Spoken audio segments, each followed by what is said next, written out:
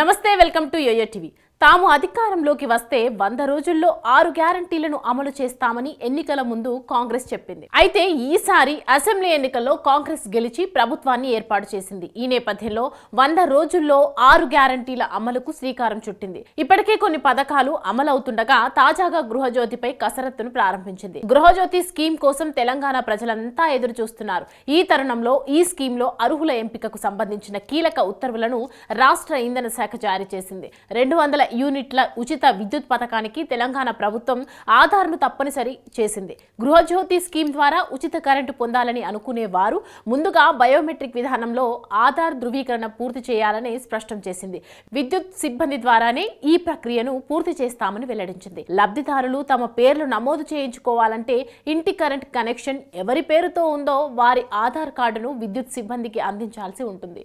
ఎవరికైనా ఆధార్ లేకపోతే తక్షణం దరఖాస్తు చేసుకుని ఆ రుజువును సబ్మిట్ చేయాలి. ఆధార్ కార్డు జారీ అయ్యేంత వరకు ఏదైనా ఇతర గుర్తింపు కార్డు కానీ విద్యుత్ సిబ్బందికి అందించాల్సి ఉంటుంది. బ్యాంకు లేదా పోస్ట్ ఆఫీస్ పాస్బుక్ లో ఖాతాదారుడి ఫోటోతో ఉన్న జిరాక్స్, పాన్ కార్డు, పాస్పోర్ట్లు, ఓటరు గుర్తింపు కార్డు, ఉపాధి హామీ పథకం గుర్తింపు card, Kisan passbook, driving licence, ration card, ఎవరైనా గెజిటెడ్ అధికారి లేదా తహసీల్దార్ ఇచ్చిన ధృవీకరణ పత్రం, వీటిలో ఏదో ఒకటి విద్యుత్ సిబ్బందికి చూపించి పేరు నమోదు చేసుకోవచ్చని తెలంగాణ ఇంధన శాఖ సూచనలు చేసింది. ఈ సమాచారం ప్రజలకు తెలిసేలా ప్రచారం చేయాలని ఆదేశాలిచ్చింది.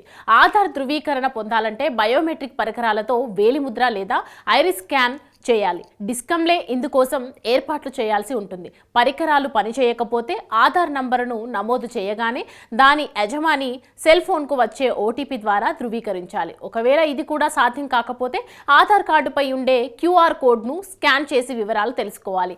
ఇలా అన్ని రకాల ప్రయత్నాలతో ఆధార్ ధృవీకరణ పూర్తి చేయాలని డిస్కంలను రాష్ట్ర ప్రభుత్వం ఆదేశాలిచ్చింది. ఈ పథకం అమలు కోసం ఎప్పటికప్పుడు జారీ చేసే ఉత్తర్వుల్లోని నిబంధనల మేరకు లబ్ధిదారులను ఎంపిక చేయాలని డిస్కంలకు సూచనలు చేసింది.